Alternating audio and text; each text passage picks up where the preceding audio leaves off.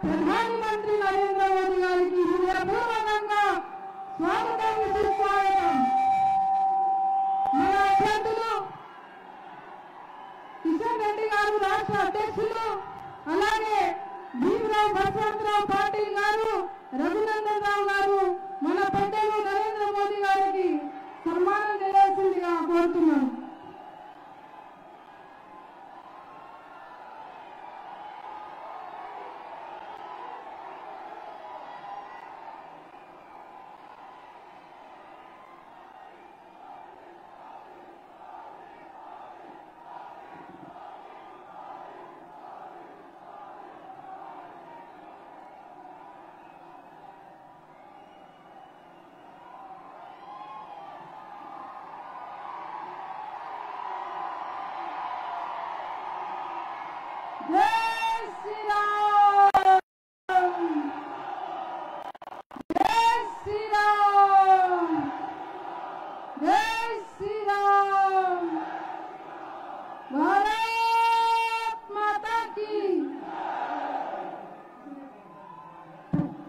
పెద్దలు మన రాష్ట్ర అధ్యక్షులు గంగాపురం కిషన్ రెడ్డి గారు మాట్లాడాల్సిందిగా కోరుతున్నాం.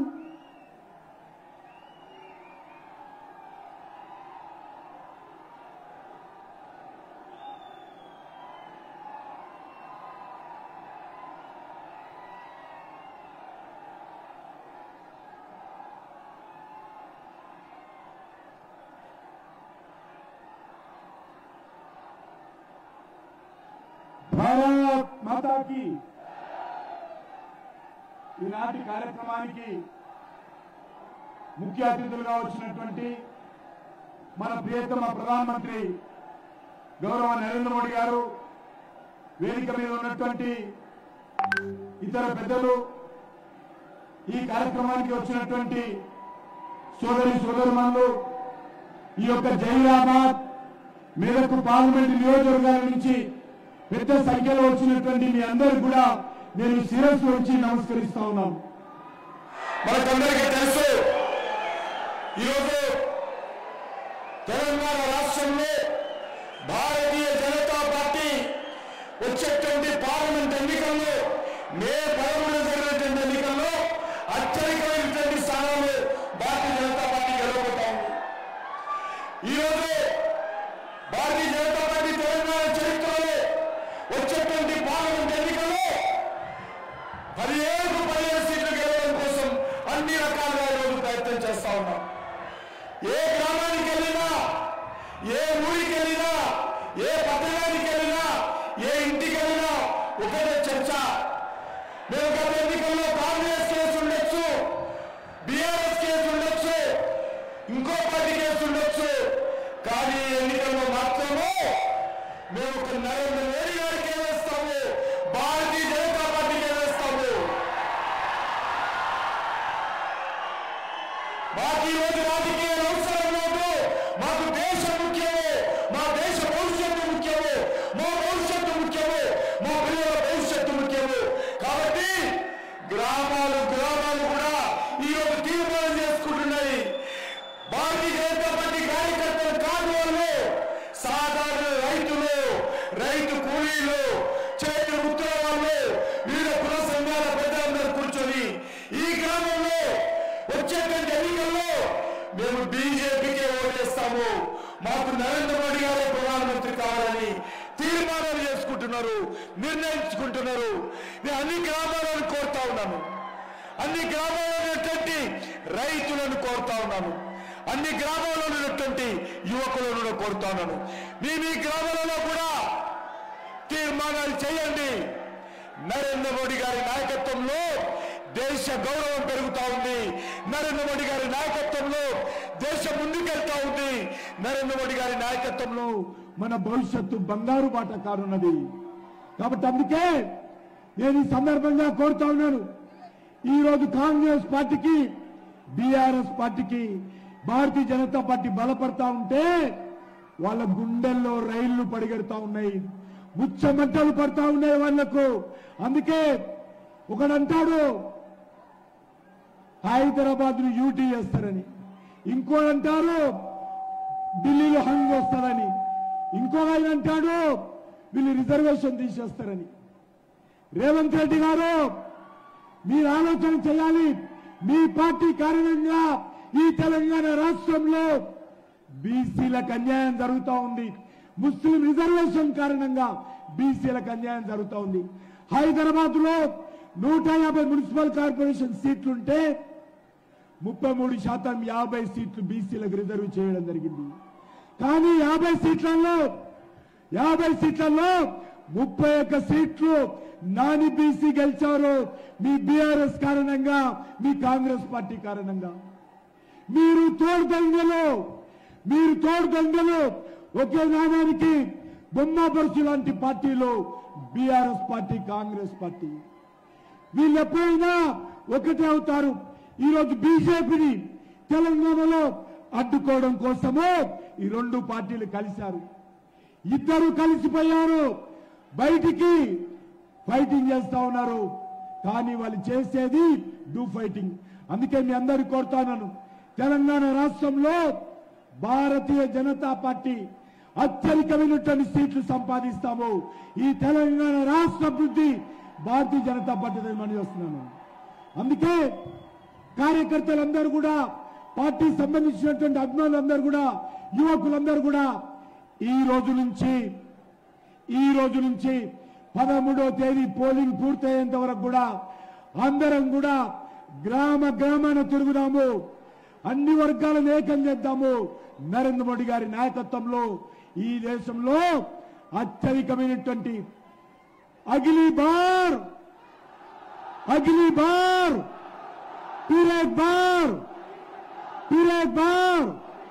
ఎట్లా చెప్పాలి? నరేంద్ర మోడీ గారు వచ్చారు. మేము తెలంగాణ ప్రజలందరం మీ వెనుక ఉన్నాము. మోడీ గారు మీరు ధైర్యంగా ఉండండి. ఈ ప్రజలందరూ మీ వెనుక ఉన్నారని చెప్పాలి. రెండు చేతులు చెప్పాలి. వినబడాలి. ఫామ్ హౌస్ వినబడాలి. రేవంత్ రెడ్డి హైదరాబాద్ ఆయన కూడా వినబడాలి.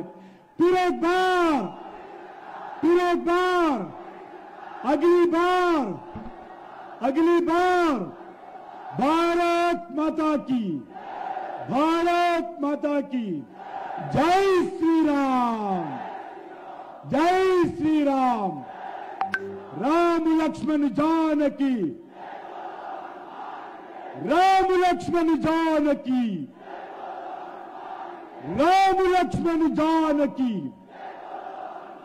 నరేంద్ర మోడీ గారి నాయకత్వం కమలం పువ్వు గుర్తుకే భారతీయ జనతా పార్టీ. భారత్ మాతా की.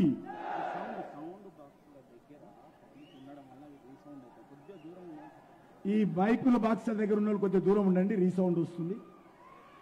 मैं आदरणीय प्रधानमंत्री जी से अनुरोध करता हूं, प्रार्थना करता हूं, ये जहीराबाद पार्लियामेंट के और मेदक पार्लियामेंट के गांव से आए हुए इस नौजवानों को मार्गदर्शन करने के लिए आदरणीय प्रधानमंत्री जी से मैं प्रार्थना करता हूं.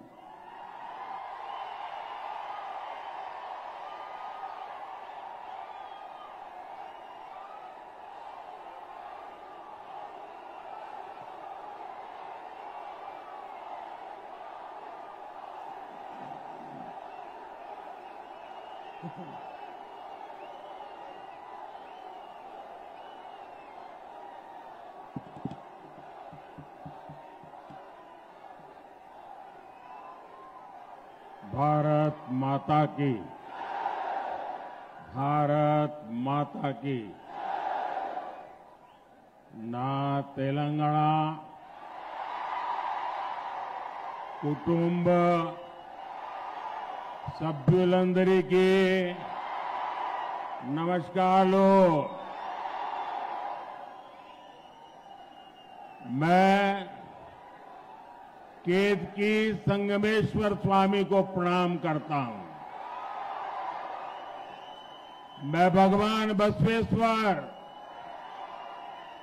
और श्रद्धेय सेवालाल महाराज जी के चरणों में नमन करता हूं. నేను సంగమేశ్వర స్వామి, అదే రకంగా జరాసంగము, ఏడుపాయల దుర్గా అమ్మవారికి, బసవేశ్వర స్వామికి నమస్కరిస్తూ సేవాలాల్ మహారాజ్ కూడా పాదపద్మములతో నమస్కరిస్తా ఉన్నాను. साथियों, पिछले 10 वर्षों में देश ने देखा है कि एनडीए की स्थिर सरकार, निर्णायक सरकार देश को कितना आगे लेकर जा सकती है। మిత్రులారా, గత 10 సంవత్సరాలుగా ఎన్డీఏ ప్రభుత్వము ఒక స్థిరమైన మరియు నిర్ణయాత్మకమైనటువంటి ప్రభుత్వాన్ని ఏ రకంగా నడిపామో మీరు కల్లారా చూశారు. एक समय था जब दुनिया प्रगति कर रही थी, लेकिन भारत को कांग्रेस ने करप्शन के दल दल में फंसा दिया था। दुनिया आर्थिक प्रगति कर रही थी, लेकिन भारत पॉलिसी पैरालिसिस का शिकार था। एनडीए ने भारत को बहुत मुश्किल से उस दौर से बाहर निकाला है, लेकिन कांग्रेस फिर से देश को पुराने दुर्दिनों में लेकर जाना चाहती है। మిత్రులారా, ఒక సమయంలో ప్రపంచమంతా కూడా అభివృద్ధిలో దూసుకుపోతా ఉంటే కాంగ్రెస్ మన భారతదేశాన్ని అవినీతి ఊబిలోకి నెట్టివేసి ప్రపంచమంతా కూడా ఆర్థిక అభివృద్ధి చెందుతూ ఉంటే పాలసీ పెరాలిసిస్ తోని విధానపరమైన నిర్ణయాలతో నిష్క్రియంగా మార్చింది. ఎన్డీఏ అతి కష్టం మీద కూడా ఏ రకంగా గట్టెక్కించిందో మనం అందరం కూడా కల్లారా చూశాము. साथियों, कांग्रेस कहीं भी हो, उसकी पॉलिटिक्स के 5 निशान होते हैं, उसके पंजे जैसे 5 निशान है। पहला, झूठे नारे, झूठे वादे।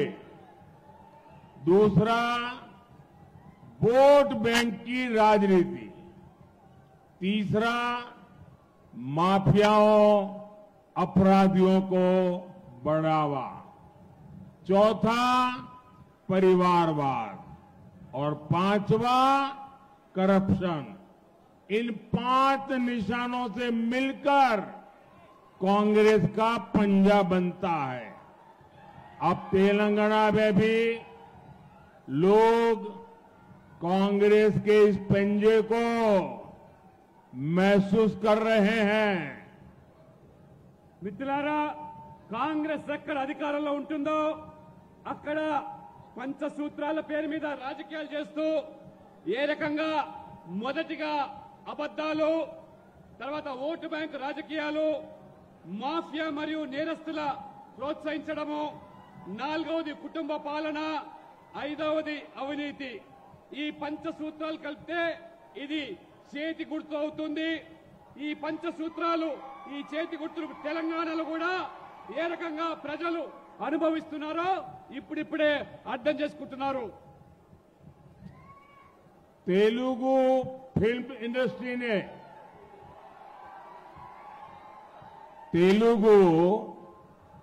इंडस्ट्री ने भारत को ट्रिपल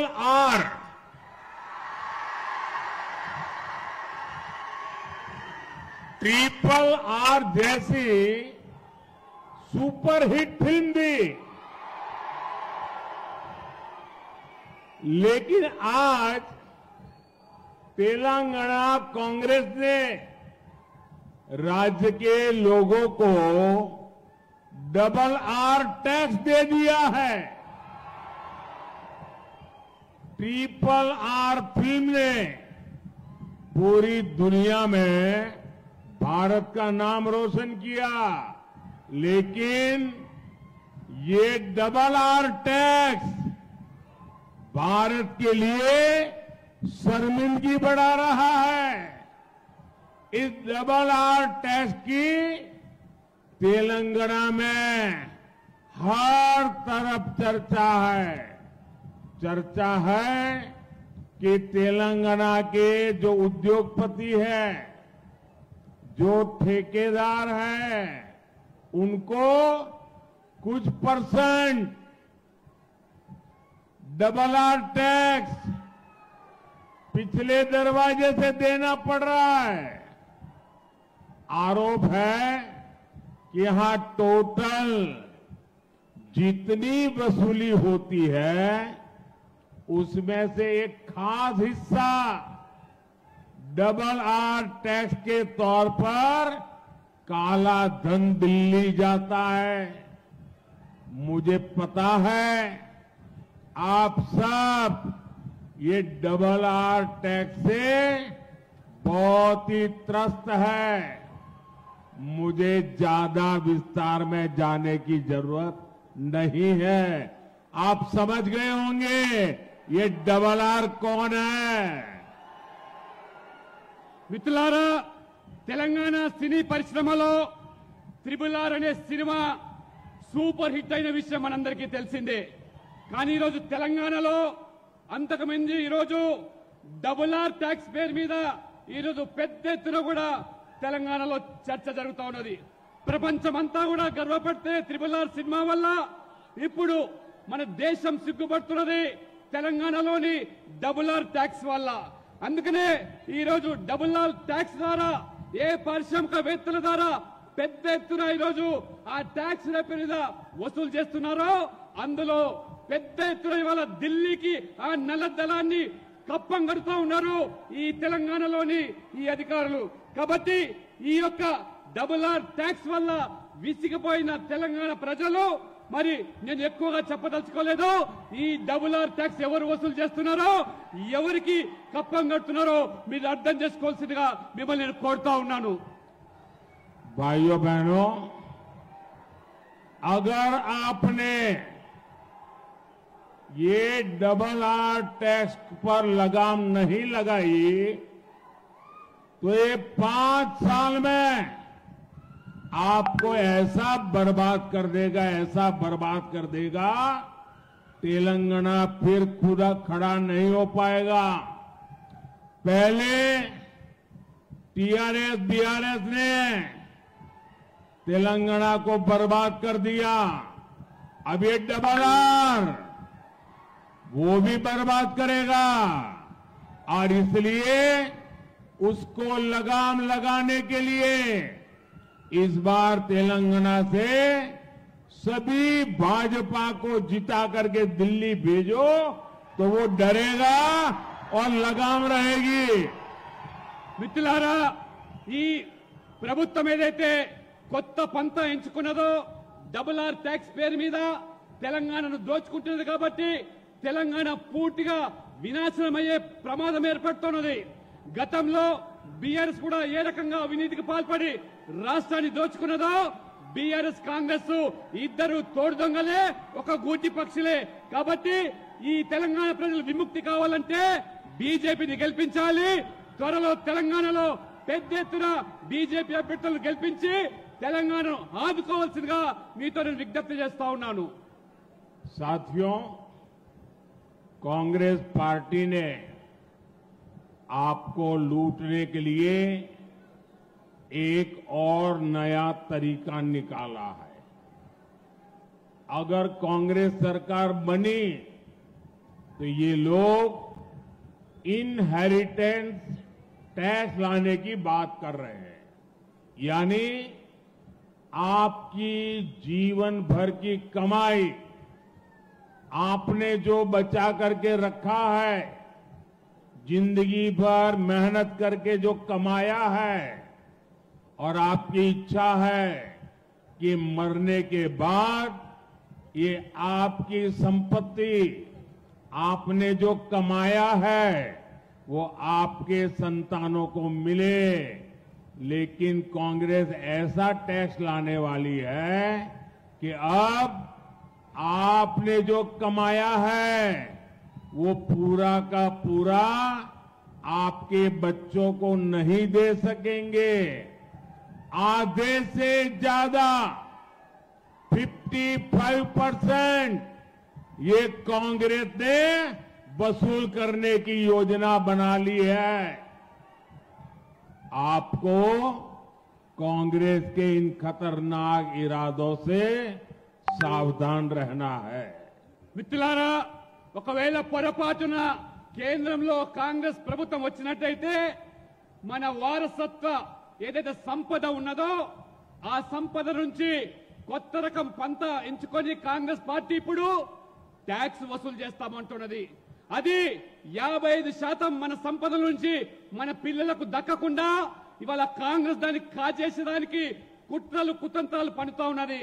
కాబట్టి ఈ భయానకమైనటువంటి నిర్ణయాల పట్ల మన ప్రజలందరూ కూడా అప్రమత్తంగా ఉండాలి. లేనట్లయితే మన తల్లిదండ్రులు సంపాదించినటువంటి ఈ ఆస్తిలో 55% ఈ కాంగ్రెస్ దోచుకునేదానికి ఇవాళ ఏదైతే పన్నాగం పడుతున్నదో మీరందరూ కూడా దీని పట్ల అప్రమత్తంగా ఉండాలని చెప్పి కూడా నేను మీ అందరికీ విజ్ఞప్తి చేస్తా ఉన్నాను. पहले बीआरएस ने तेलंगाना को लूटा और अब कांग्रेस वाले लूट रहे हैं। आप देखिए, बीआरएस ने कालेश्वरम प्रोजेक्ट का इतना बड़ा स्कैम किया। जब कांग्रेस विपक्ष में थी तो सरकार बनने के बाद इसकी जांच करने की बातें कर रही थी, लेकिन जैसे ही सरकार बनी कांग्रेस कालेश्वरम स्कैम की फाइलें दबाकर बैठ गई। और जब बीआरएस सत्ता में थी तब उन्होंने केस फॉर वोट मामले की जांच को आगे नहीं बढ़ने दिया। మిత్రులారా, మొదట ఈ రాష్ట్రాన్ని బీఆర్ఎస్ ప్రభుత్వము ఏ రకంగా దోచుకున్నదో మనందరికీ తెలిసిందే. ఆనాడు కాళేశ్వరం యొక్క ప్రాజెక్టు పేరు మీద జరిగిన కుంభకోణము, ఆనాడు ప్రతిపక్షంలో ఉన్నటువంటి కాంగ్రెస్ పార్టీ ఏ రకంగా కాళేశ్వరంలో బీఆర్ఎస్ దోచుకున్నదో ఆ రోజు మాట్లాడినటువంటి ఆ కాంగ్రెస్ పార్టీ ఇవాళ అధికారంలోకి వచ్చిన తర్వాత ఆ కాళేశ్వరం ప్రాజెక్టు సంబంధించినటువంటి ఫైళ్ళన్నీ కూడా తొక్కిపెట్టి ఏ రకంగా ఇవాళ ద్వంద్వ నీతి అవలంబిస్తున్నదో మనమందరం కూడా గమనిస్తా ఉన్నాము. కాబట్టి ఈ విధంగా కాంగ్రెస్ ప్రభుత్వము ఏ రకంగా ఇద్దరు కూడా తోడు దొంగలు కాబట్టి ఒకరినొకరు కాపాడుకునేటువంటి ప్రయత్నాలు చేస్తా ఉన్నారు. కాబట్టి జాగ్రత్తగా ఉండమని చెప్పి నేను కోరుతా ఉన్నాను. कांग्रेस बीआरएस दोनों अलग नहीं बल्कि दोनों एक ही करप्शन रैकेट के मेंबर्स हैं। कांग्रेस बीआरएस का ये करप्शन रैकेट कहां तक फैला हुआ है ये दिल्ली के लीकर स्कैम से भी पता चलता है। दिल्ली में जिस पार्टी ने लीकर स्कैम किया उसमें बीआरएस के लोग शामिल निकले और उसी पार्टी से दिल्ली में कांग्रेस का अलायंस है। इसलिए जब इस स्कैम पर कार्रवाई हुई तो करप्शन रैकेट के ये सारे मेंबर्स एक दूसरे के समर्थन में आ गए। మిత్రులారా, కాంగ్రెస్ బీఆర్ఎస్ వేరు కాదని తోడు దొంగలని చాలా స్పష్టంగా చెబుతా ఉన్నాను. ఎందుకంటే ఈ కాంగ్రెస్ బీఆర్ఎస్ రెండు కూడా ఈ ర్యాకెట్ కమిటీలో ఇద్దరు కూడా సభ్యులే. ఢిల్లీలో జరిగిన మద్యం కుంభకోణంలో ఏ రకంగా ఒక పార్టీ అవినీతికి పాల్పడితే ఆ పార్టీతో కలిసి ఈ బీఆర్ఎస్ ప్రభుత్వం ఏ రకంగా మద్యం కుంభకోణంలో పాల్పడ్డదో అటువంటి పార్టీతో ఇవాళ బీఆర్ఎస్ ఆ రకంగా అలయన్స్ లో కొనసాగుతూ ఉంటే మరి కాంగ్రెస్ పార్టీ ఏ రకంగా ఆ మద్యం కుంభకోణంలో ఉన్నటువంటి ఆ ఢిల్లీ పార్టీతో అనుబంధంగా ఉంటే ఇవాళ బీఆర్ఎస్ వేరు కాదనే విషయాన్ని, కాంగ్రెస్ వేరు కాదనే విషయాన్ని తెలుసుకోవాల్సి నేను కోరుతా ఉన్నాను. बीजेपी किसान कल्याण को प्राथमिकता देती है, लेकिन कांग्रेस हमारे अन्नदाता को भी धोखा देने में पीछे नहीं है। तेलंगाना में कांग्रेस ने सरकार बनने के 100 डेज के भीतर किसानों का कर्ज माफ करने का वादा किया था। वो वादा आज तक पूरा नहीं हुआ। पैडी पर 500 रुपये पर क्विंटल देने का वादा भी इन्होंने किया था। अब ये उस वादे के बारे में भी मुंह पे ताला लगा दिया है, बोलने को तैयार नहीं है। మిత్రులారా, భారతీయ జనతా పార్టీ రైతులను అన్నదాతగా భావిస్తూ వారు భగత్ స్వరూపులుగా ఇవాళ మన ప్రభుత్వం వాళ్ళను కొనియాడుతూ ఉన్నది. కానీ ఇవాళ కాంగ్రెస్ ఏ రకంగా రైతులను మోసం చేస్తూ ఉన్నదో తెలంగాణలో మీరు చూస్తూ ఉన్నారు. ఎన్నికల ముందు రైతుల యొక్క 2 లక్షల రుణాన్ని మాఫీ చేస్తామని 100 రోజుల్లో పూర్తి చేస్తామని చెప్పారు. కానీ ఇవాళ 100 రోజులు పూర్తయిపోయింది. రైతులు ఈ రకంగా మాఫీ చేయకుండా రుణాన్ని మోసం చేస్తున్నారు మనం చూస్తున్నాము. వరి మీద 500 బోనస్ ప్రకటిస్తామని చెప్పినటువంటి ఈ కాంగ్రెస్ ప్రభుత్వము రేవంత్ రెడ్డి గారు ఇవాళ 100 రోజులు గడువు అయిపోయింది. ఇవాళ 500 బోనస్ ఇవ్వకుండా ఏ రకంగా ఇవాళ మోసం చేస్తుందో గమనించాల్సిందిగా మిమ్మల్ని కోరుతా ఉన్నాను. साथियों, कांग्रेस को ताकत गरीब को गरीब बनाए रखने से मिलती है। तेलंगाना के मेरे नौजवान साथियों, आपका प्यार इतना है, आपका उत्साह इतना है,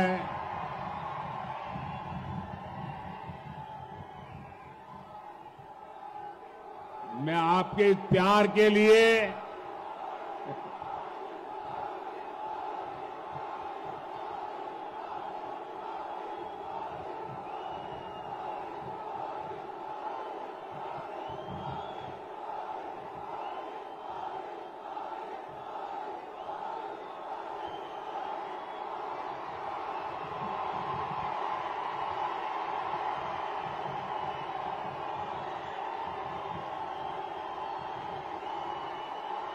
साथियों, ये आपका उत्साह, आपका प्यार इतना जबरदस्त है कि आज ये डबल आर की नींद उड़ जाएगी। మిత్రులారా, యువకులారా, మీ ఉత్సాహాన్ని ప్రేమను చూస్తా ఉంటే మరి ఈ రోజు ఈ ప్రభుత్వము మరి కనువిప్పు కావాలి.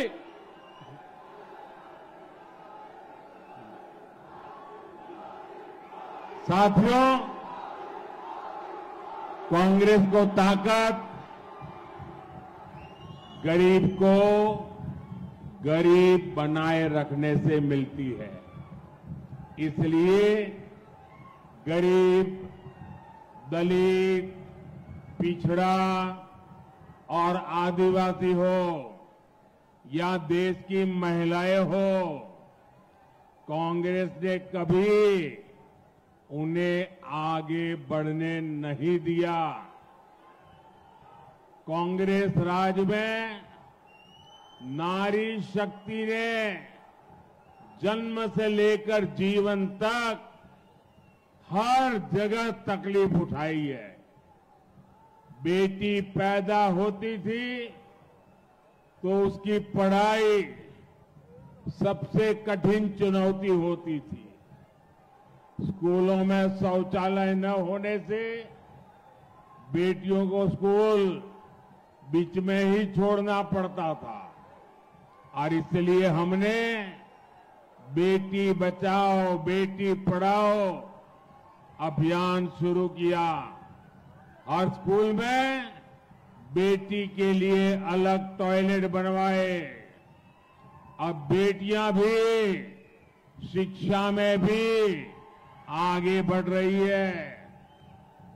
आज पीएम आवास में बनने वाले घर भी मुख्य रूप से महिलाओं के नाम पर ही दिए जा रहे हैं। మిత్రులారా, కాంగ్రెస్ పార్టీ ఎప్పుడు పేదలను పేదవాళ్ళుగానే మార్చడానికి ప్రయత్నం చేశారు.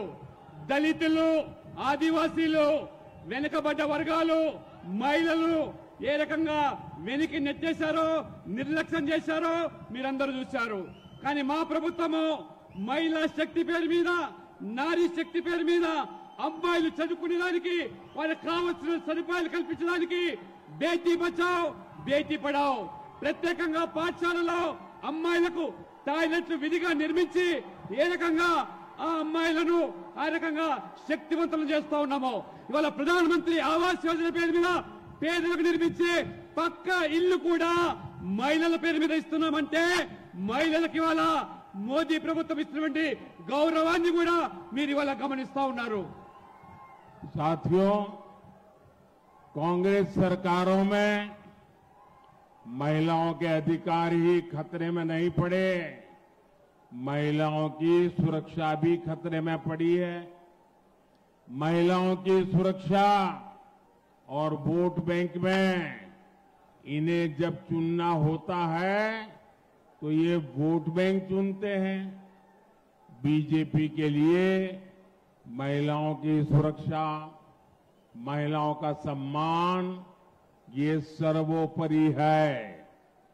कोई भी व्यक्ति चाहे वो कितना भी बड़ा क्यों ना हो, अगर वो महिलाओं के सम्मान के साथ खिलवाड़ करता है तो उसे बख्शा नहीं जाना चाहिए।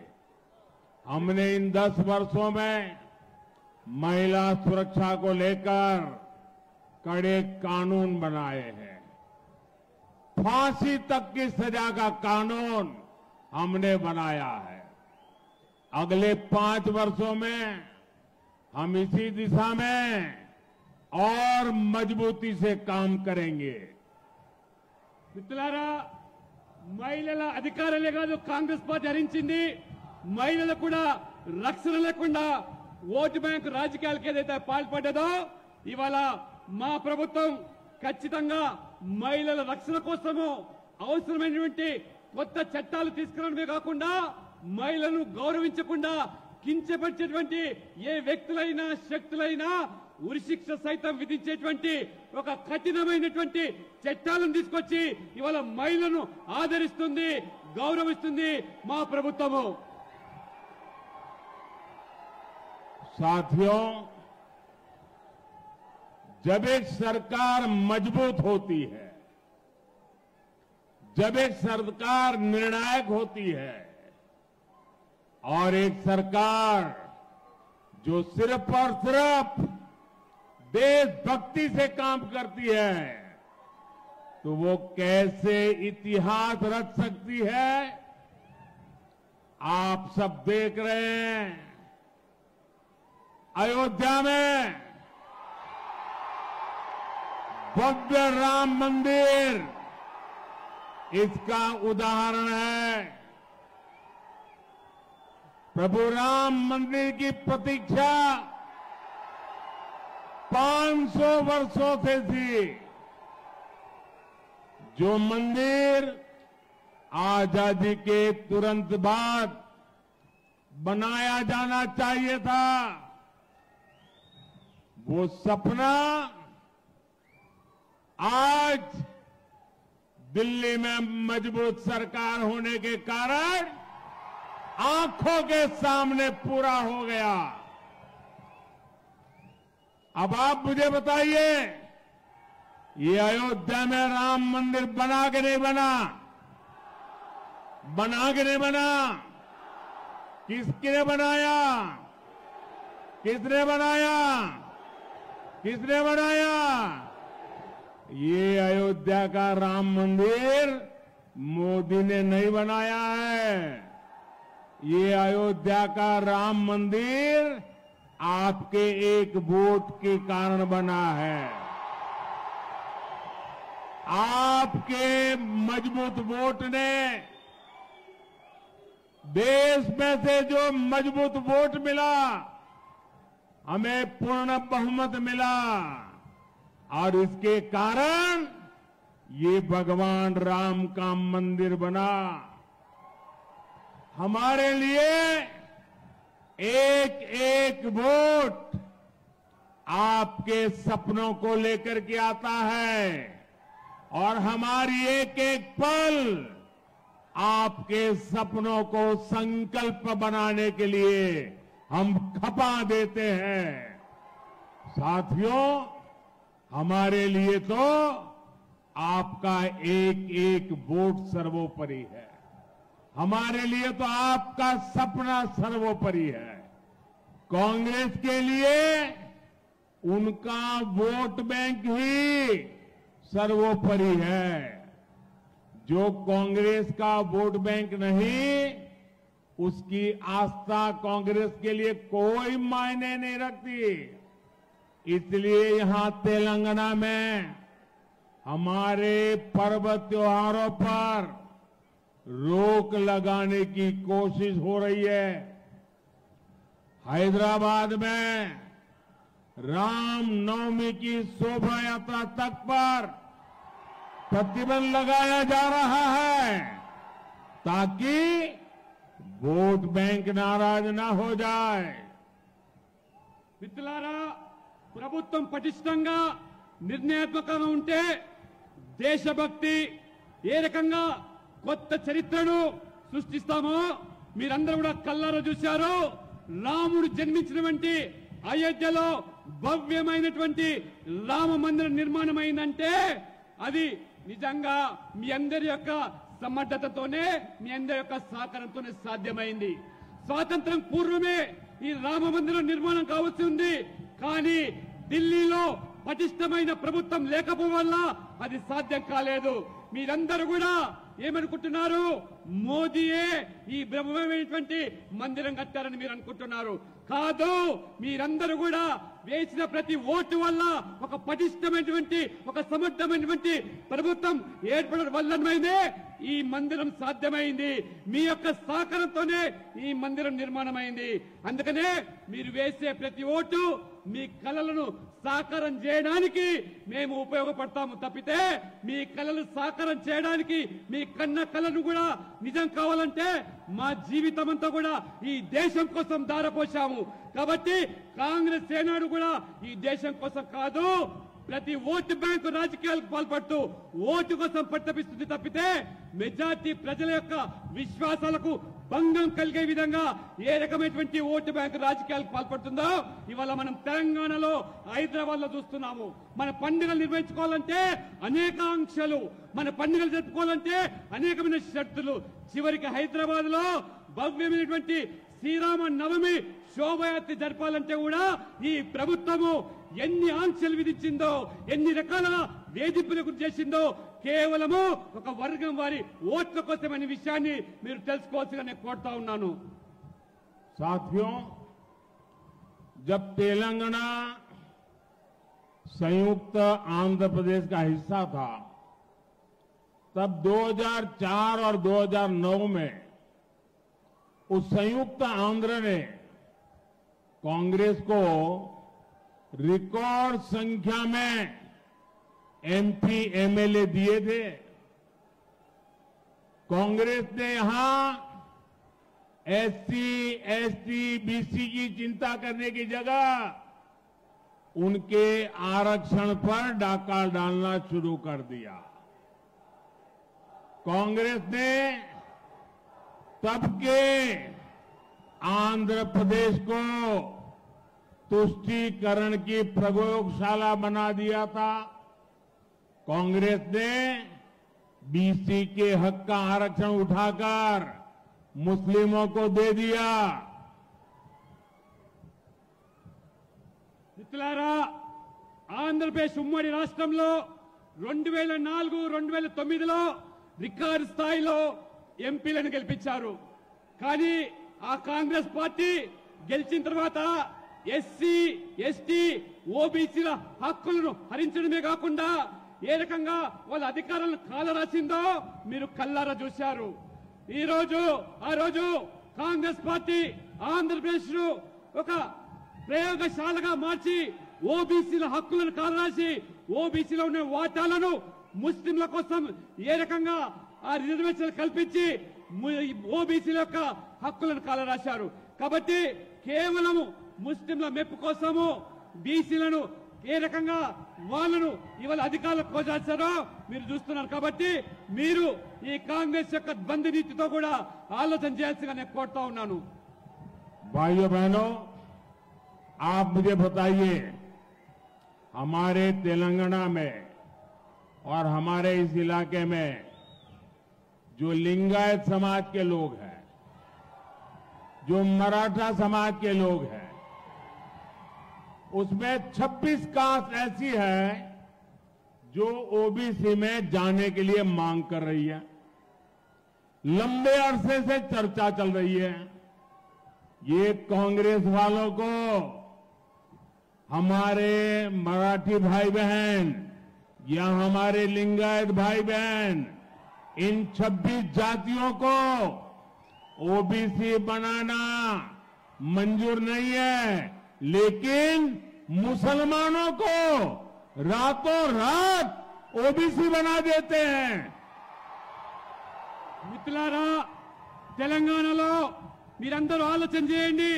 ఒక పెద్ద సమాజం లింగాయత్ సమాజము, మరాఠా సమాజము ఈ తెలంగాణలో అయితే ఉన్నారో వాళ్లకు న్యాయం చేయకుండా దాదాపు ఇంకా 26 బీసీ కులాలు కేంద్ర జాబితాలో చేరాల్సిన అవసరాన్ని కాంగ్రెస్ పార్టీ ఏ రకంగా విస్మరించి కేవలము రాత్రికి రాత్రి ముస్లింలను ఓబీసీ జాబితాలో చేర్చి ఇవాళ లింగాయతులను మరాఠీలను కాకుండా 26 బీసీ కులాలను కేంద్ర జాబితాలో చేర్చకుండా ముస్లింలను చెప్పించేటువంటి ప్రయత్నాలకు ఏ రకంగా కాంగ్రెస్ పూనుకున్నదో ఒక్కసారి మీరందరూ కూడా గమనించాల్సిగా నేను కోరుతా ఉన్నాను.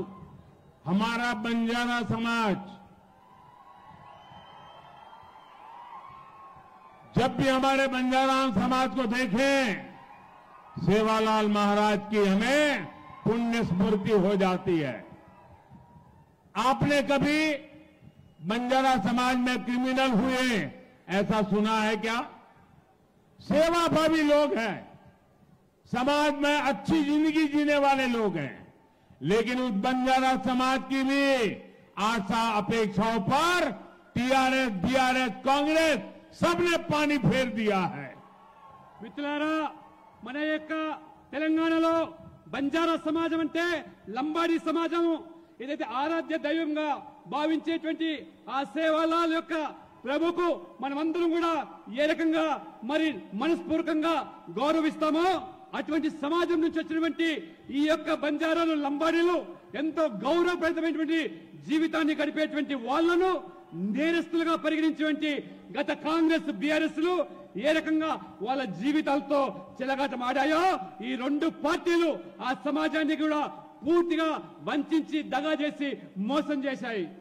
भाइयों बहनों, ये इतने बड़े संविधान लेकर के दुनिया को मूर्ख बनाने वाले लोग, रात दिन आरक्षण के नाम पर झूठ बोलने वाले लोग, ये हमारे तेलंगाना में मादिगा समाज पर क्या बीती है.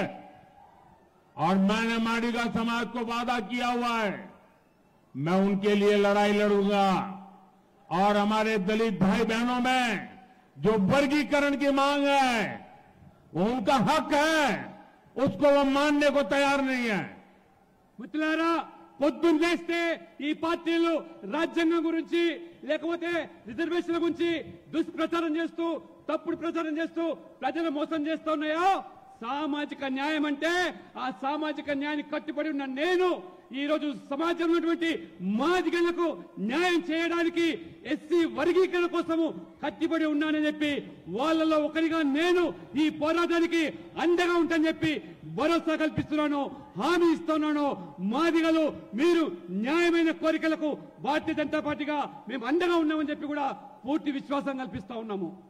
साथियों, एक कांग्रेस पार्टी को जन्म से ही ये हमारे संविधान के प्रति नफरत है. जो संविधान बाबा साहब अम्बेडकर ने दिया था, अगर वो संविधान की प्रत देखें, वो संविधान की प्रत देखें तो उसके ऊपर एक एक पत्ते पर रामायण महाभारत का चित्रांकन है। हमारी संस्कृति, हमारी परंपरा का चित्र है उस पर, और हमारे संविधान की, भारत की महान सांस्कृतिक विरासत के साथ उसको कड़ी रूप से जोड़ने का एक अद्भुत प्रयास था। लेकिन कांग्रेस पार्टी ने सबसे पहला काम किया, जब संविधान की वो पहली प्रत कपबोर्ड में रख दी और फिर जो संविधान देश के सामने रखा, भारत की महान संस्कृति और परंपरा की जो लिंक थी, जहां से संविधान आगे बढ़ना था, उस लिंक को तोड़ दिया। वो सारे चित्र हटा दिए और खोखा बना करके रख दिया। पहले ही दिन उन्होंने संविधान का अपमान करना शुरू कर दिया था। మిత్రులారా, కాంగ్రెస్ మొదటి నుంచి కూడా జన్మత మన రాజ్యాంగం పట్ల గాని, డాక్టర్ బాబాసాహెబ్ అంబేద్కర్ పట్ల గాని ఏమాత్రం కూడా గౌరవం లేకుండా రాజ్యాంగంలో ప్రతిసారి కూడా ఏ రకంగా అవమానపరిచే విధంగా వ్యవహరించారో మనం చూస్తూ వస్తా ఉన్నాము.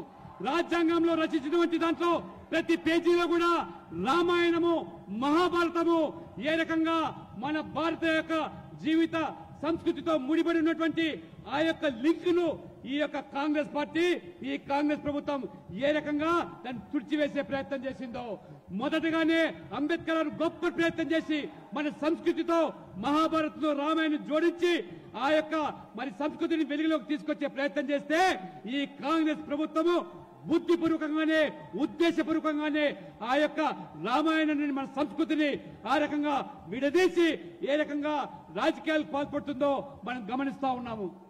ये शाहजादे के दादी के पिताजी, देश के पहले प्रधानमंत्री, उन्होंने ये पाप किया था। उसके बाद उनकी दादी की बारी आई।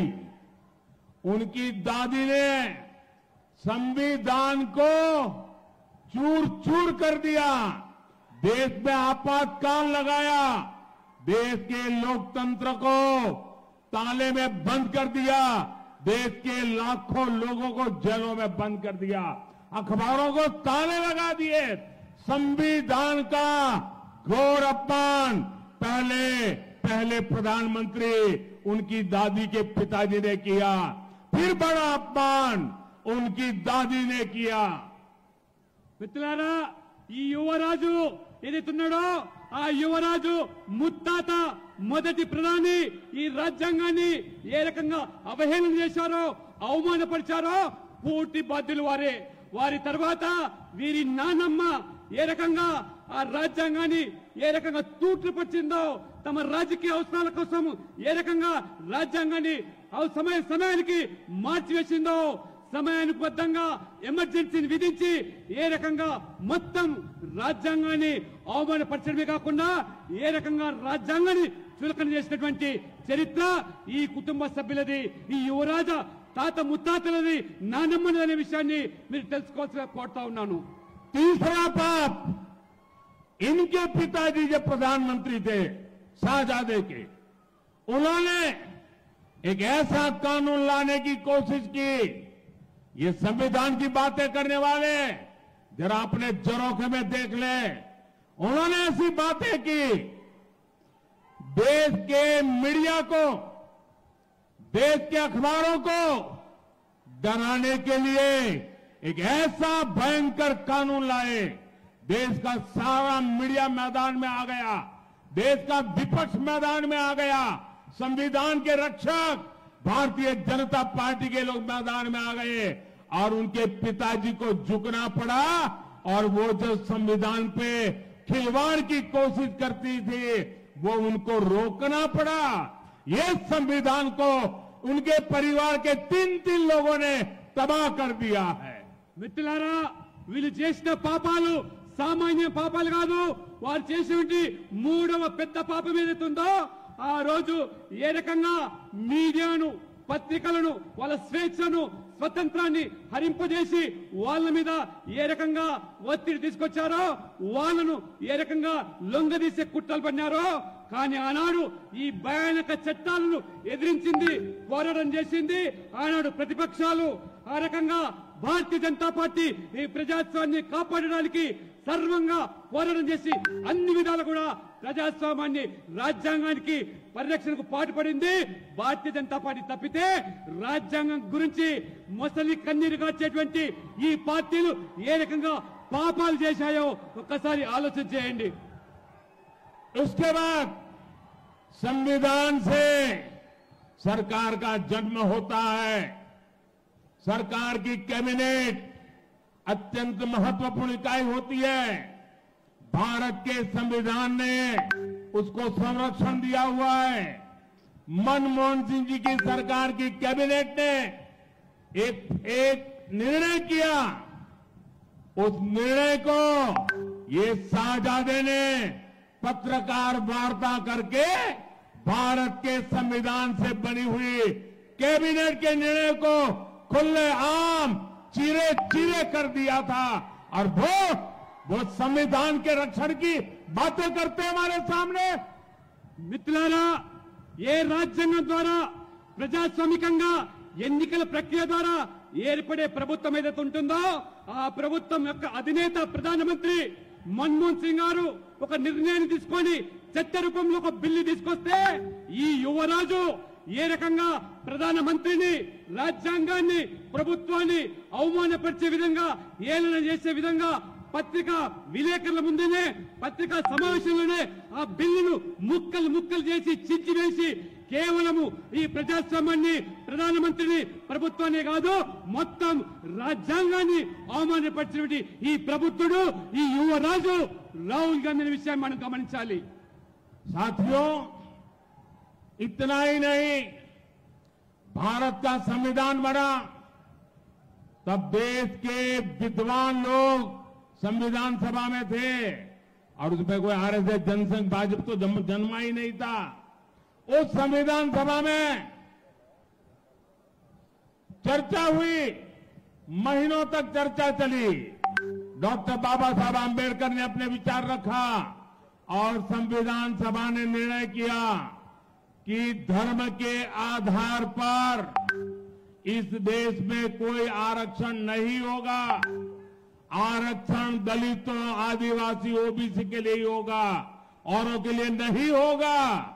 लेकिन आज ये शाहजादे और उनकी चौकड़ी बाबा साहब आंबेडकर की पीठ में छुरा भोंक रही है, भारत के संविधान को रफा दफा कर रही है और वो बेईमानी करके पिछले दरवाजे से धर्म के आधार पर अपनी वोट बैंक को मजबूत करने के लिए दलितों का हक छीनने जाए, आदिवासियों का हक छीन रहे हैं, ओबीसी का हक छीन रहे और अपनी वोट बैंक को धर्म के आधार पर आरक्षण देने का खेल खेल रहे हैं।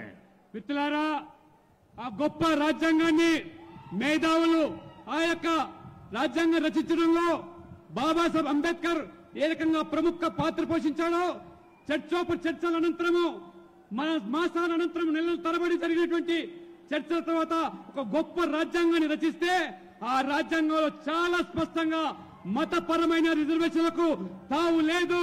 ఏదైనా సామాజికంగా వివక్షకు గురైనటువంటి ఎస్సీ, ఎస్టీ, బీసీలకు మాత్రమే రిజర్వేషన్ల సౌకర్యాన్ని కల్పిస్తే ఇవాళ ఈ యువరాజు కేవలం ఓటు బ్యాంక్ రాజకీయాల్లో భాగంగా ఈ ఎస్సీల, ఎస్టీల, బీసీల హక్కులను కాలరాస్తూ వారి అధికారాలను ఏ రకంగా హరింపజేస్తూ దొడ్డిదారిన ఇవాళ మతపరమైన రిజర్వేషన్లు ప్రవేశపెట్టి మతాన్ని ఆధారంగా చేసుకుని రాజకీయాలు నడుపుతూ ఈ బీసీలను, ఎస్టీలకు అన్యాయం చేస్తున్నటువంటి ఈ యొక్క పార్టీ ఓటు బ్యాంకు రాజకీయాలు పాల్పడుతూ రాజ్యాంగాన్ని సైతం కూడా అవమానపరుస్తున్నటువంటి పార్టీ ఈ కాంగ్రెస్ పార్టీ. ये कांग्रेस वाले जरा कान खोलकर सुन लो, ये मोदी संविधान मेरे लिए मेरा धर्म ग्रंथ है, मेरी सरकार चलाने के लिए मेरा धर्म ग्रंथ है। और तुम्हें तो मालूम नहीं है, जब भारत के संविधान को 60 साल हुए, इस देश में अकेला मैं मुख्यमंत्री था, अकेला गुजरात का मुख्यमंत्री था जिसने संविधान के 60 साल का उत्सव मनाया था। मैंने सुरेंद्रनगर में हाथी के ऊपर हमारे संविधान को रखा था और संविधान का सम्मान करते हुए जुलूस निकाला था। और उस राज्य का मुख्यमंत्री हाथी पर नहीं बैठा था, संविधान हाथी पर बैठा था और मोदी पैदल चल रहा था ताकि संविधान का सम्मान हो। మిత్రులారా, నేను కాంగ్రెస్ వాళ్ళకు సవాల్ చేస్తున్నాను, మీరు కాచుకోండి, వినండి, చెవులుంటే. ఈ రోజు ఈ రాజ్యాంగం అంటే ఇదొక పవిత్ర గ్రంథంగా భావించే నేను, ఆనాడు దేశంలో ఒకే ఒక ముఖ్యమంత్రి గుజరాత్ గా నేను ఆనాడు 60 సంవత్సరాల రాజ్యాంగం రచించినటువంటి సందర్భంగా ఒక గొప్ప పండుగగా వైభవంగా ఉత్సవాలు గుజరాత్ లో నిర్వహిస్తే ఏనుగు మీద ఊరేగింపు, నేను ముఖ్యమంత్రిగా మోదీగా నేను ఊరేగింపులో ఆ ఏనుగు మీద కూర్చొని ఊరేగించలేదు. ఆ పవిత్రమైన గ్రంథాన్ని ఏనుగు మీద కూర్చోబెట్టి ఊరేగించి నేను కాలి నడకన భారీ ఊరేగింపు నిర్వహించి ఆ పవిత్ర గ్రంథాన్ని గౌరవించినటువంటి వ్యక్తిని, ఆ రాజ్యాంగం అంటే అది పవిత్ర గ్రంథంగా భావించే నేను, ఇది మోదీ అనేటువంటి విషయాన్ని కాంగ్రెస్ తెలుసుకోవాల్సిగా నేను కోరుతా ఉన్నాను.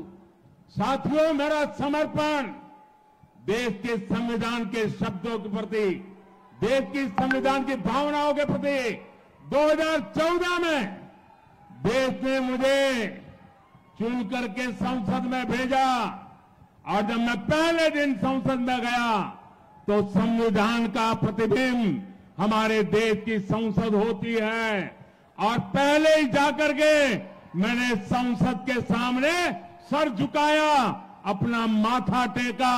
बाद में मैंने कदम पार्लियामेंट में रखा था क्योंकि संविधान के लिए हम समर्पित हैं। మిత్రులారా, రాజ్యాంగం పట్ల మాకున్నటువంటి గౌరవాన్ని మీరు శంకించాల్సిన అవసరం లేదు. నా జీవితం అంతా కూడా ఈ దేశం కోసము, ఈ ధర్మం కోసము, ఈ యొక్క రాజ్యాంగం కోసము సమర్పించిన వ్యక్తిని నేను. మొదటిసారిగా పార్లమెంట్ సభ్యునిగా నేను గెలిస్తే ఆనాడు నాకు రాజ్యాంగం పట్ల, ప్రజాస్వామ్యం పట్ల ఉన్నటువంటి గౌరవాన్ని వెలిపించడానికి పార్లమెంట్ లో మొదటి అడుగు పెట్టినప్పుడు నేను ఆ పార్లమెంటు ఆ భవనం ముందు మోకరిల్లి నమస్కరించి ఆ రాజ్యాంగాన్ని, ప్రజాస్వామ్యాన్ని, ఆ పవిత్రమైనటువంటి పార్లమెంటు భవనాన్ని గౌరవించి ఏ రకంగా నేను పార్లమెంట్ సభ్యునిగా కొనసాగానో మీరందరూ కూడా తెలిసిన విషయమే. 2019 में जब आपने मुझे दूसरी बार प्रधानमंत्री बनने का अवसर दिया और जब मुझे एनडीए ने अपना नेता चुना तो कार्यभार संभालने से पहले मैंने पार्लियामेंट के सेंट्रल हॉल में संविधान की किताब ला करके रखी थी। पहले मैंने जाकर के संविधान के सामने मारा माथा टेका, जैसे आप गीता, रामायण, महाभारत के सामने टेकते हो, जैसे कुरान, बाइबल के सामने रखते हो, मैंने संविधान के सामने अपना माथा टेका। उसके बाद 2019 में कार्यभार संभालने के लिए मैंने अपना भाषण दिया था। ये मोदी का संविधान के प्रति समर्पण है।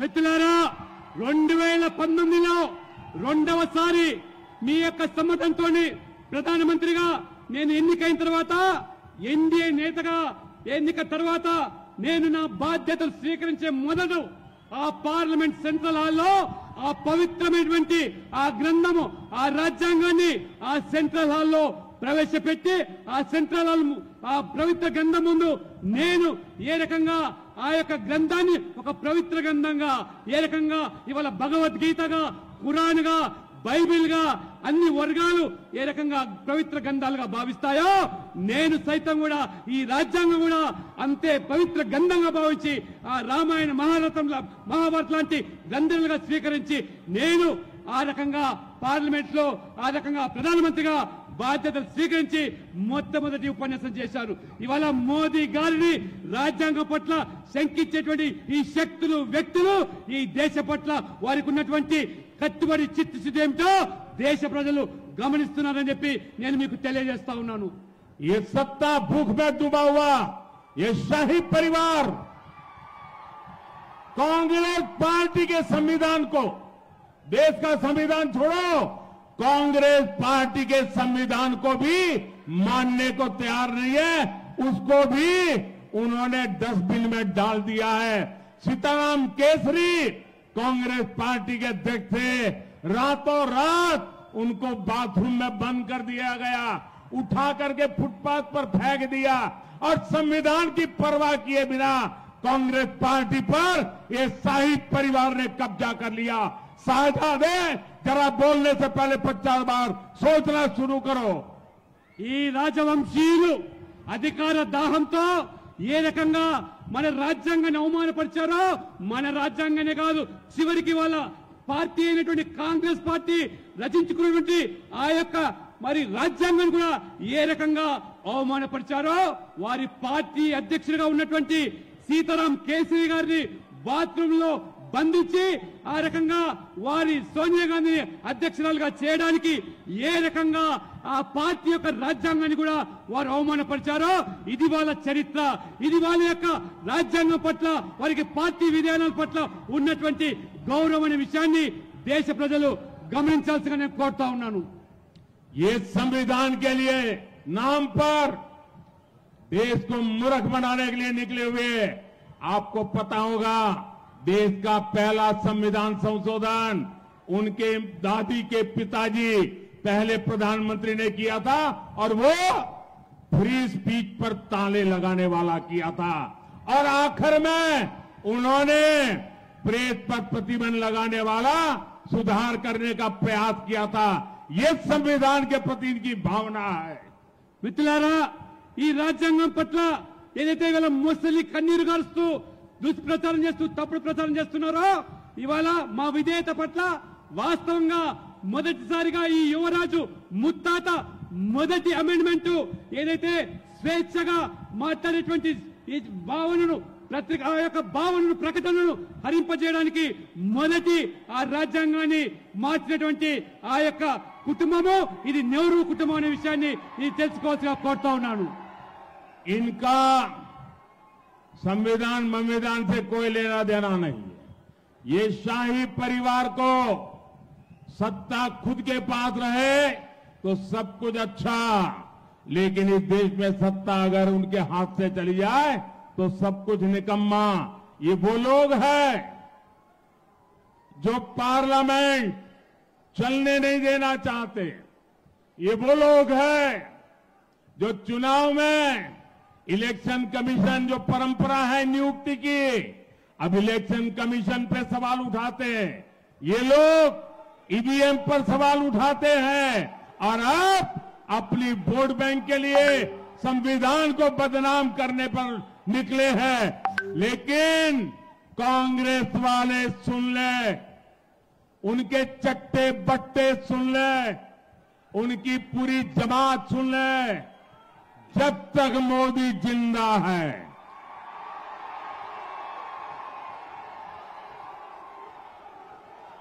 जब तक मोदी जिंदा है मैं संविधान का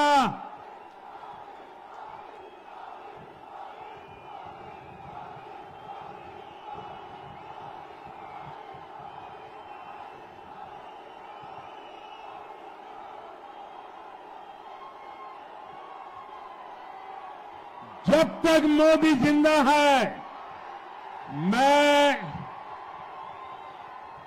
दलितों का आरक्षण, आदिवासियों का आरक्षण, ओबीसी का आरक्षण, मुसलमानों को धर्म के आधार पर नहीं देने दूंगा, नहीं देने दूंगा, नहीं देने दूंगा. మిత్రులారా, ఈ రాజవంశీయులు ఈ దేశాన్ని పాలించేదే మా జన్మ హక్కని రాజ్యాంగం పట్ల గాని ప్రజాస్వామ్యం పట్ల గాని ఏ మాత్రం కూడా విశ్వాసం లేనివంటి ఈ కుటుంబము మేము అవసరమైతే ఈ పార్లమెంట్ కూడా నడవనీయము. ఇవాళ మీరు అధికారంలో ఉంటే మాకు ఈ అధికారాన్ని కావడానికి ఈ దేనికైనా దిగజారుతామని చెప్పి ఇవాళ రాజ్యాంగ సంస్థలైనటువంటి ఎన్నికల కమిషన్ మీద ఇవాళ అనుమానాలు వ్యక్తం చేస్తూ ఉంటారు. ఈవీఎంల మీద కూడా వాళ్ళు ప్రశ్నలు లేవనెత్తుతూ ఉంటారు. వాళ్ళు గెలవకపోతే అందరినీ కూడా అవమానపరుస్తూ ఉంటారు. ఈ ఓటు బ్యాంకు రాజకీయాలకు చివరికి రాజ్యాంగం పట్ల కూడా ఇవాళ ఏ రకంగా దుష్ప్రచారం చేస్తున్నారో నేను ఇవాళ వీళ్ళ యొక్క తొత్తులకు వీళ్ళందరికీ చెంచాలకు కూడా నేను సవాల్ చేస్తా ఉన్నాను. ఈ మోదీ బతికున్నంత వరకు రాజ్యాంగాన్ని కదిలించేటువంటి వ్యక్తి శక్తి ఈ ప్రపంచంలో ఎవరు ఉండరని, ఈ రాజ్యాంగాన్ని కాపాడే పూర్తి బాధ్యత మోదీగా నేను తీసుకుంటున్నాను. ఈ రాజ్యాంగం పట్ల ఏ రకంగా దళితులకు, ఎస్సీలకు, ఎస్టీలకు, ఓబీసీలకు రిజర్వేషన్లు కొనసాగుతున్నాయో ఆ రిజర్వేషన్లకు మతపరంగా ముస్లింలకు దారాదత్తం చేస్తుంటే సహించే ప్రసక్తి లేదు. నేను బతికున్నంత కాలం వాటిని అప్పగించానని చెప్పి కూడా నేను ఈ రోజు సవాల్ చేస్తా ఉన్నాను. ఇవాళ साथियों, मैं आज तेलंगाना की धरती से ऐलान करता हूं, मोदी की तीसरी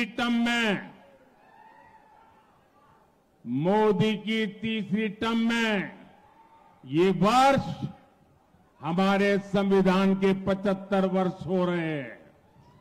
मैं इतने शान से संविधान का 75वां वर्ष मनाऊंगा और गली गली में जाकर के इनके पापों को खुला करके छोड़ूंगा. अब तो हर घर तक जाऊंगा. उन्होंने संविधान के साथ कैसा खिलवाड़ किया है, ये मेरी तीसरी टर्म में संविधान के 75 वर्ष बड़ी शान से मनाऊंगा, गाजे बाजे के साथ मनाऊंगा और इनके पापों को देश की गली गली में पहुंचा दूंगा.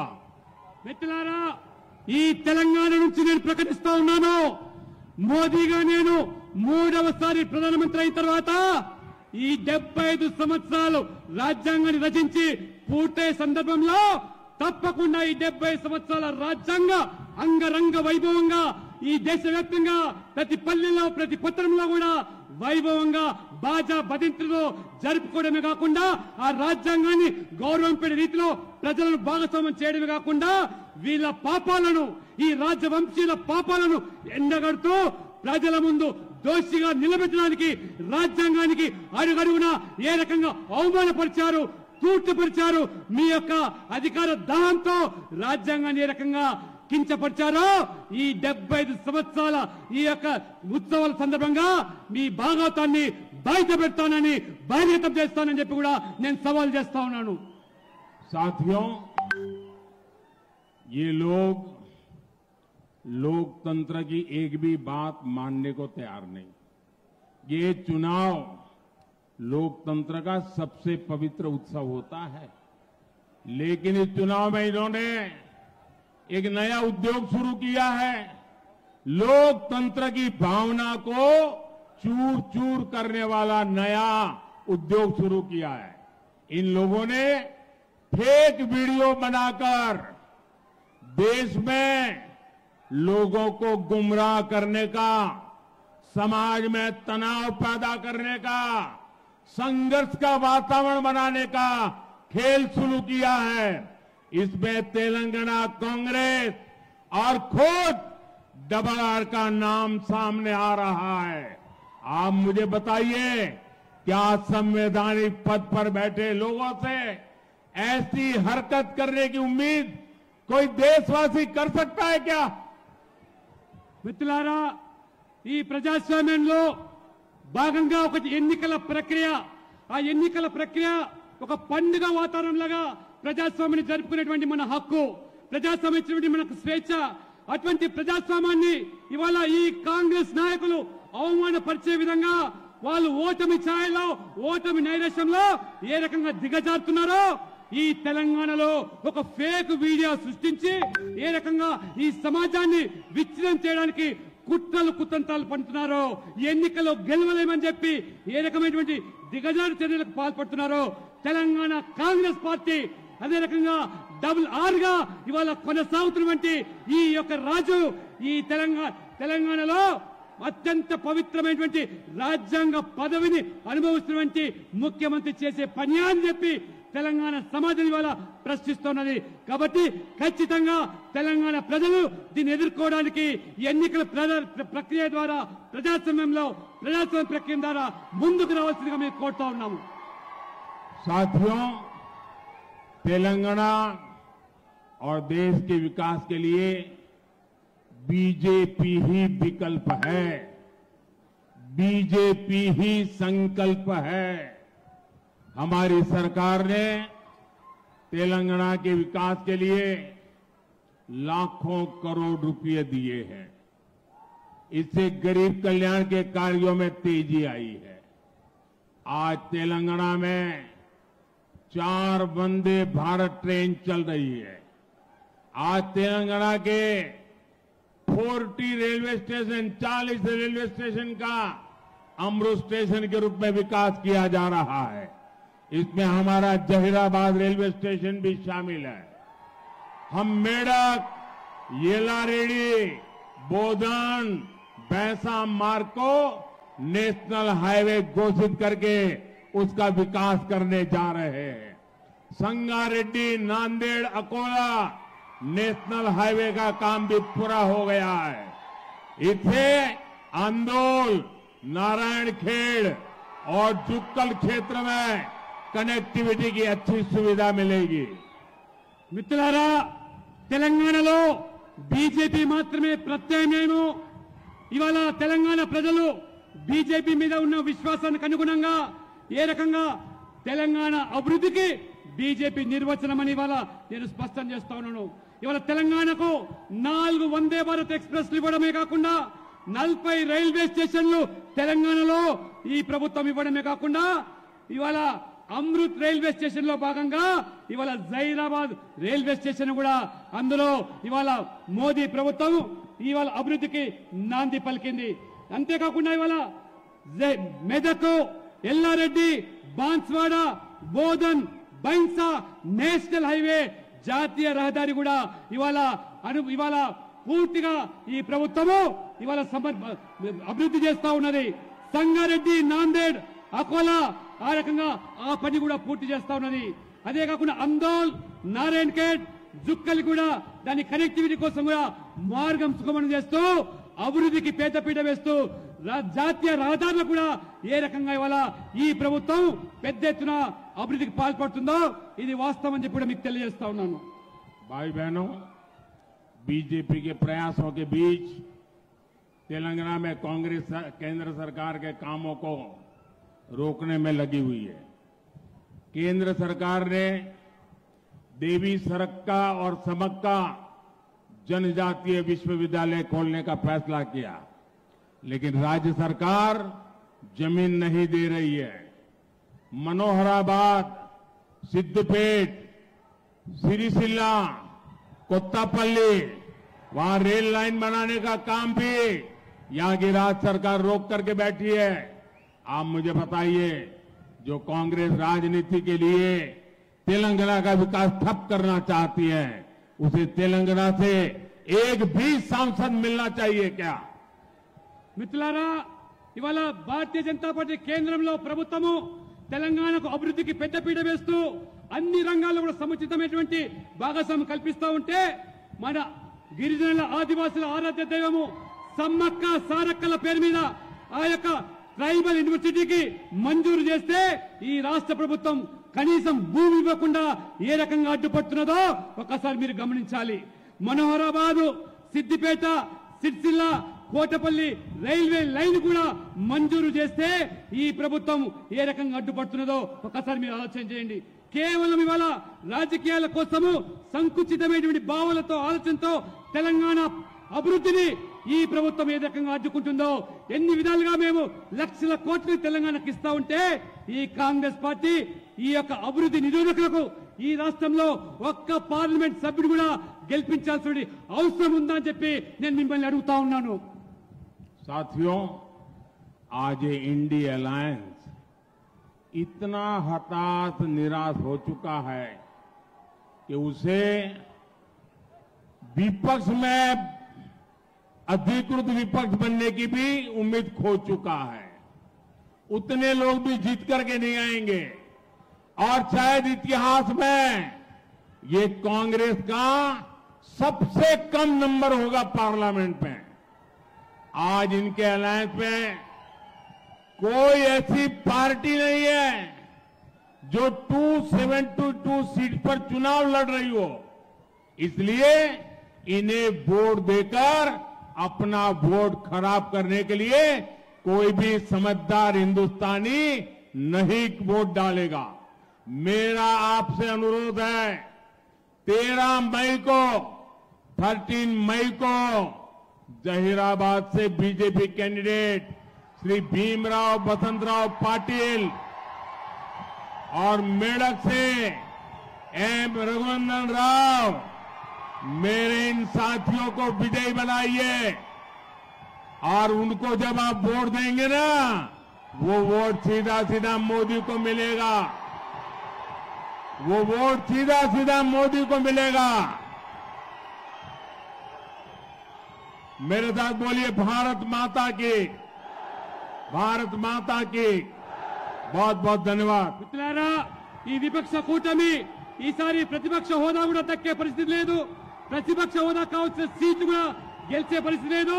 అన్నిటికంటే చరిత్రలో తక్కువ సీట్లు ఈసారి కాంగ్రెస్ పార్టీకి రాబోతున్నాయి। కాబట్టి మీరు ఈ జైరాబాద్ నుంచి ఏ రకంగా వసంతరావు మరి పాటిల్ను, మెదక్ నుంచి రఘునందన్ రావును గెలిపించి మీరు వేసే ప్రతి ఓటు మోదీకి దక్కుతుందనే విషయాన్ని గమనించి ఓటు వేయాల్సిందిగా మీ కలను సాకారం చేయడమే మోదీ గ్యారెంటీ అని చెప్పి మీ అందరికీ నేను తెలియజేస్తా ఉన్నాను।